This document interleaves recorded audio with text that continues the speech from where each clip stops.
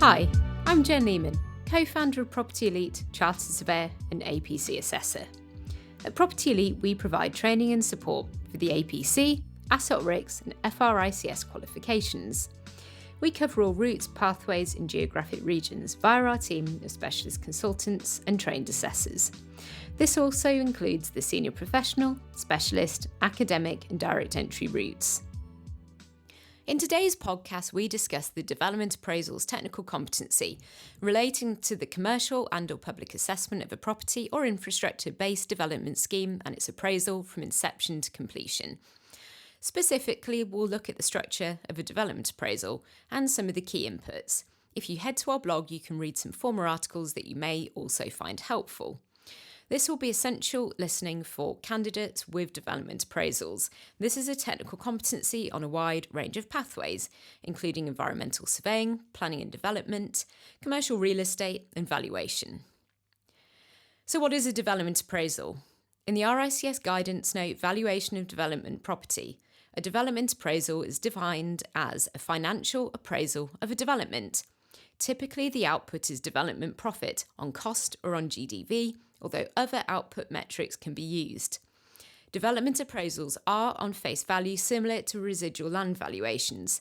However, you must know the differences and make this clear in your submission and interview questioning. In the development appraisals competency, you should only discuss development appraisals, not residual land valuations. Development appraisals can be used for a wide variety of purposes, including analysis of a scheme to consider whether the level of required planning obligations is viable, assessing whether a development is viable or not based on the level of profit achieved, assessing the best and highest use for a property or to compare different schemes or proposals, and to assess affordable housing requirements. A development appraisal is structured as gross development value or GDV minus input costs minus fixed land cost equals a profit metric output. Appraisals can also be based on a discounted cash flow approach if more complex explicit assumptions, client requirements or timings need to be incorporated. Appraisals can be carried out using spreadsheets or software such as Argus Developer. GDV is essentially the value of the completed scheme, assessed based on market comparables using an appropriate valuation method. For example, the comparable method for a residential dwelling or the investment method for an office or shop to be let. This requires consideration of the proposed scheme, covenant strength and lease terms if to be let out, specification and construction.